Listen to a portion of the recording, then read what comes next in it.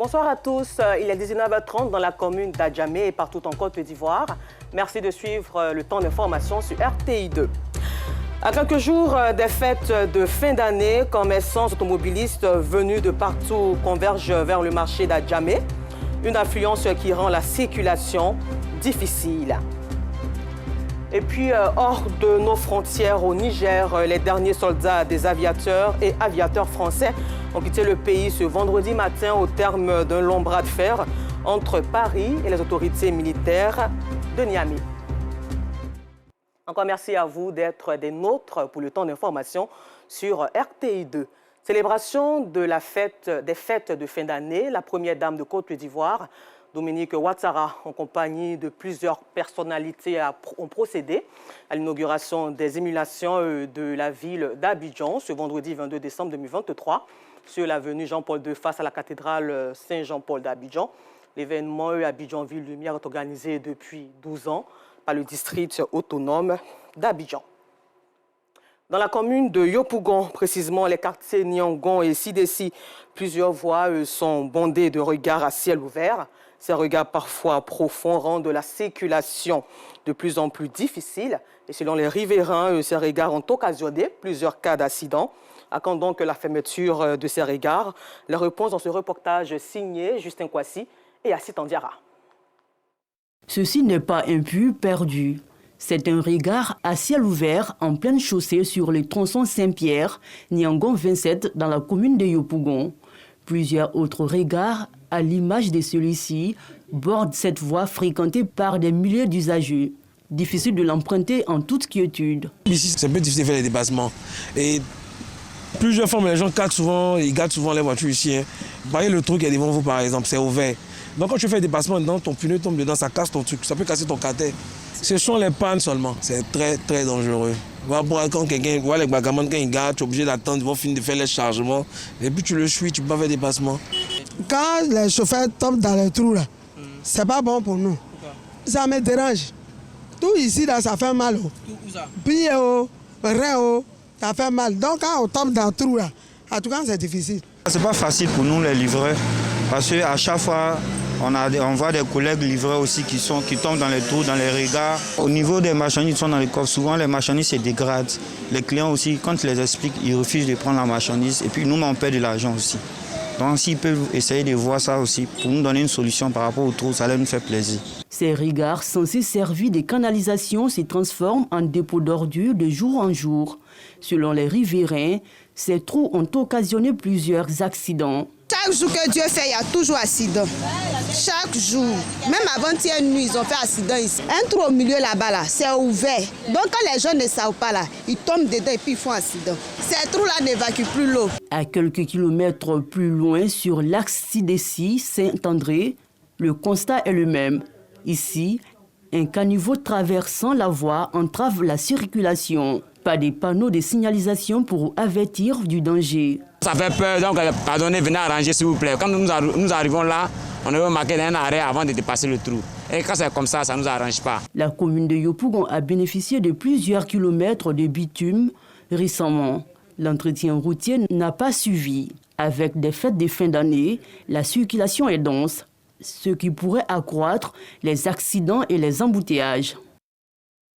Et toujours en société, le réseau international des diplômés de l'Académie de la mer a organisé une assemblée générale élective le week-end dernier à l'Académie régionale des sciences et techniques de la mer dans la commune de Yopougon.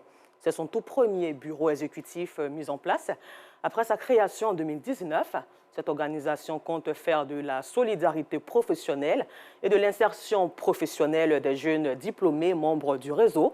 Son cheval de bataille, Yacouba Koulibaly, Assit Andiara. Créer une chaîne de solidarité professionnelle, faire la promotion de l'Académie régionale des sciences et techniques de la mer, ce sont les grands défis évoqués par le réseau international des diplômés de l'Académie de la mer lors de son assemblée générale élective. Les défis que nous avons, c'est déjà de promouvoir le label de l'académicien, donc de l'ARSTM. Et le deuxième défi que nous aurons aussi à relever, c'est de l'insertion professionnelle, non seulement des diplômés, parce que le secteur du travail, de l'emploi est devenu très challengeant, mais également de pouvoir frayer un chemin à la jeune génération qui est en cours de formation. L'Académie de la mer, donc l'ARSTM, nous a façonné et nous devons de lui rendre ce qu'elle nous a apporté en termes de compétences, de formation et d'opportunités. J'adhère à son choix et même en tant que membre du comité d'organisation également, j'adhère à son choix, vu les axes qu'elle a déclinés, en l'occurrence l'insertion des diplômés de l'Académie, le mentorat avec les élèves qui sont sur place et faire de l'Académie ou des diplômés de l'Académie une référence dans le domaine de la logistique en général et plus particulièrement dans le domaine portuaire. L'invité d'honneur et les membres adhèrent à l'idée. On va l'aider à notre manière pour pouvoir rehausser l'image de l'Académie et insérer nos jeunes cadets qui sont encore à l'école et qui viendront. Donc le Ridamer, c'est pour aujourd'hui, demain et pour le futur. Je veux vraiment apporter ce que je peux pour le rayonnement du Ridamer. On tient sincèrement à remercier nos anciens qui nous ont permis d'assister à cette assemblée générale qui favorise l'insertion socio-professionnelle des élèves qui sont surtout au sein de l'établissement. Créé en 2019, le Réseau international des diplômés de la mer est une organisation apolitique et laïque qui se veut être le principal réseau de tous les étudiants et anciens étudiants de l'Académie régionale des sciences et techniques de la mer. Cette entité associative compte à ce jour 300 membres actifs et 800 abonnés.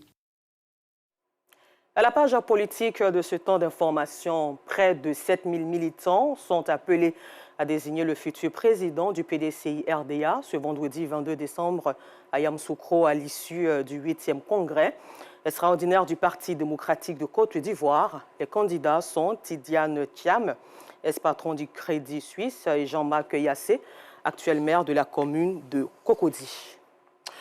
La première convention annuelle des églises évangéliques Nation Sainte appelée Sion 2023 s'est articulée autour du thème Église de Jésus, Lumière des Nations, Sisa Cocody.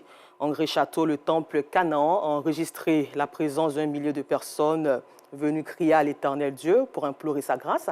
Et il faut souligner que cette convention marque également les 10 ans d'existence des églises évangéliques Nation Sainte. Le commentaire est signé Assitan Diarra. André Château, commune de Cocody. Les fidèles chrétiens des églises évangéliques Nation Sainte sont venus de tous les recoins du district autonome d'Abidjan pour participer à la première édition de la convention dénommée Sion 2023. Des enseignements pour affermir la foi de ces fidèles chrétiens. Une union de prières pour la stabilité individuelle, mais également celle de la Côte d'Ivoire. La Bible dit en Psaume 87 que c'est à Sion que les peuples et les nations sont nés. À cet effet, pendant Sion, nous avons eu une nuit spéciale qui a été appelée la Nuit des Nations. Cette nuit a été bénie par la grâce du Seigneur et la présence de Dieu, où nous avons proclamé sur les nations, intercédé et prophétisé. Et l'Éternel, qui est le Dieu fidèle, qui entend les prières de ses enfants, nous croyons que ces prières sont montées vers lui. Car Dieu nous a fait la grâce de rester pendant longtemps dans sa présence. Et certainement, cette bénédiction s'est déversée sur notre nation, la Côte d'Ivoire. Cette action spirituelle a été meublée par la louange, des offrandes, la prière, des actions prophétiques et des délivrances. D'autres enseignements ont été donnés par plusieurs guides religieux pour permettre aux fidèles de consolider leur attachement et leur foi à Dieu uniquement. Davantage outillés, ils pourront aller évangéliser partout dans le monde. Dieu se révèle à son serviteur, il dit organise une convention nationale. Et il lui dit que cette convention va s'appeler Sion. Et à Sion, Dieu se souvient de son peuple. Le peuple de Dieu va à la rencontre de son Dieu, afin que Dieu manifeste sa présence particulière à Sion. On est venu à Sion dans le but de rencontrer le Seigneur, dans le but d'être restauré. Et je crois qu'il y a eu beaucoup de restauration, il y a eu beaucoup de guérison dans ce programme. Donc on a été richement bénis. Cette première édition a vu la consécration de 12 serviteurs des dieux. Durant 7 jours, l'Église évangélique Nation Sainte a prié pour les malades, les familles et la paix en Côte d'Ivoire. Les fidèles ont été outillés afin de faire de toutes les nations les disciples de Jésus-Christ. La paix et la cohésion sociale en Côte d'Ivoire. À la page culture, cette fois-ci, le vendredi 1er décembre 2023, la troupe Les Pieds dans la mare de Jenny Menzil a offert au public de l'Institut français une danse contemporaine dénommée Kanga Nyanze. Et cette danse fait la narration du préjudice subi par les Africains durant la traite négrière. Une prestation de la troupe s'est faite à l'occasion du festival Afrique Yubanat. Abdelaziz Guira à Sitandiara. Nous sommes au 19e siècle. Les colons européens viennent de faire leur entrée en Afrique. Et ça n'est fini de la joie et de vivre qui règne sur les territoires.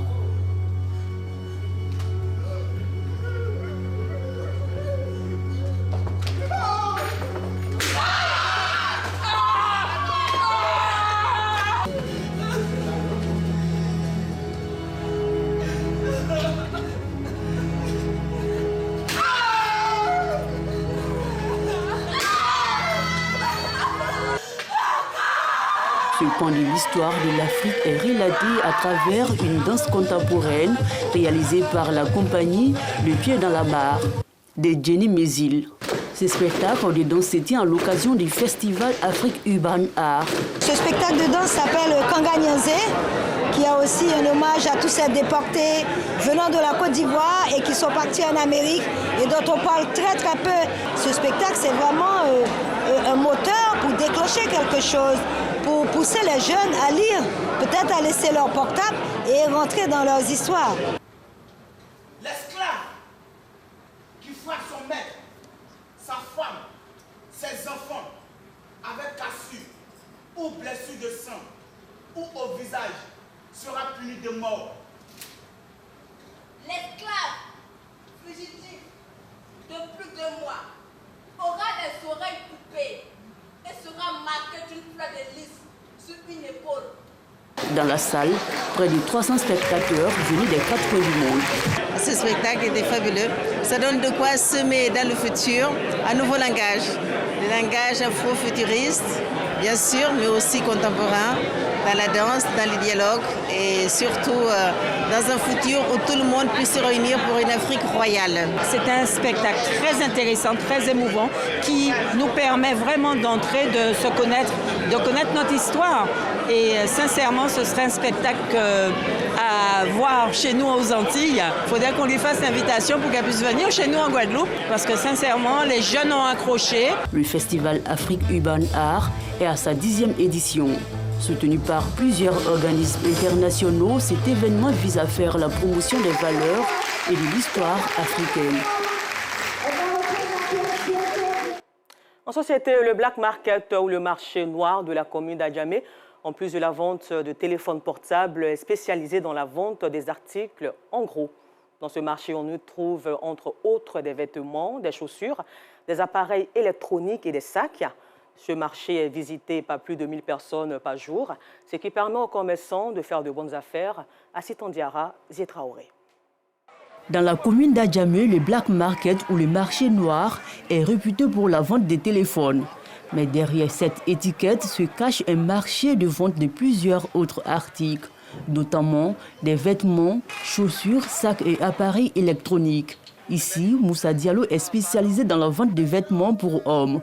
Cette période des fêtes, ses clients revendeurs viennent de toutes les communes du district d'Abidjan pour s'approvisionner. Il y a les chemises de 6 000, 7 000, 8 000 pour monter. Ça dépend de l'article que vous voulez, puis la qualité de l'article que vous voulez. On ne va pas de faux trucs aux gens. Ici, c'est du spécial. Si tu donnes 4 000, on va te donner en trimarandie de 4 000. Tu donnes 5 000, on va te donner celui de 5 000. Tu donnes 10 000, on va te donner celui de 10 000.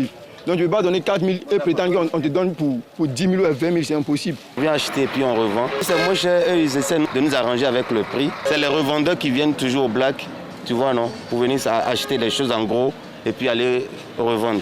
Parce qu'il y a d'autres personnes qui ne peuvent pas venir au marché pour venir s'en procurer des habits. Ce marché aussi est une aubaine pour les commerçants d'articles en ligne.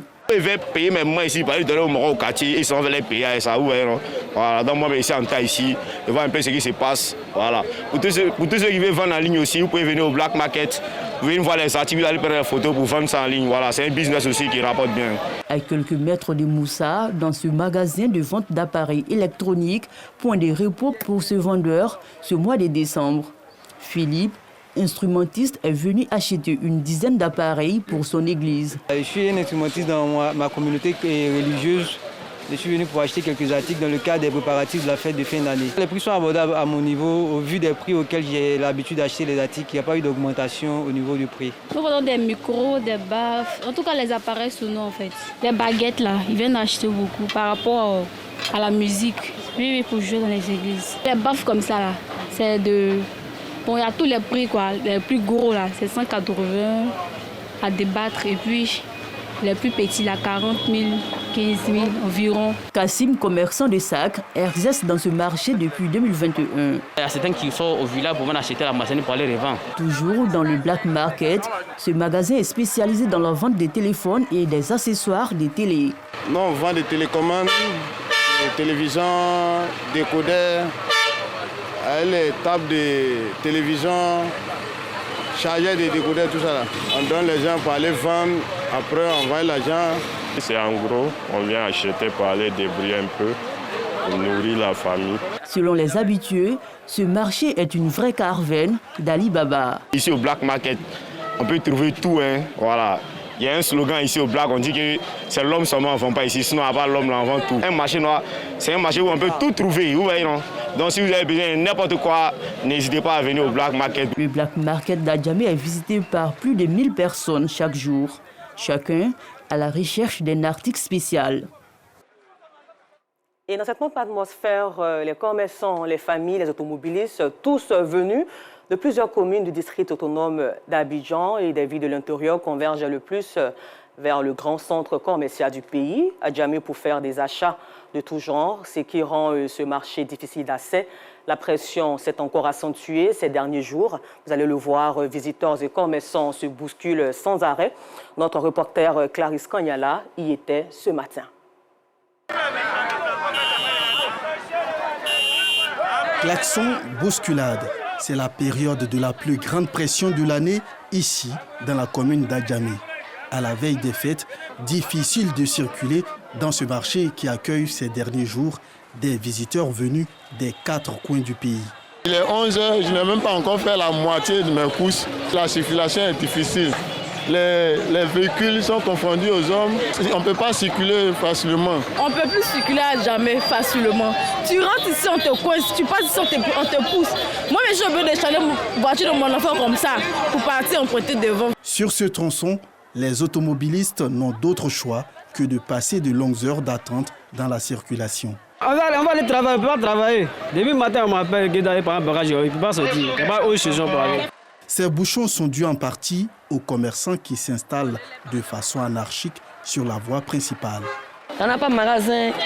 Bon, avec les voitures, on se lève, on se promène avec sur la route. On se promène avec sur la route. À la veille des fêtes de fin d'année, le trafic devient de plus en plus dense sur cette voie de la commune d'Adjamé.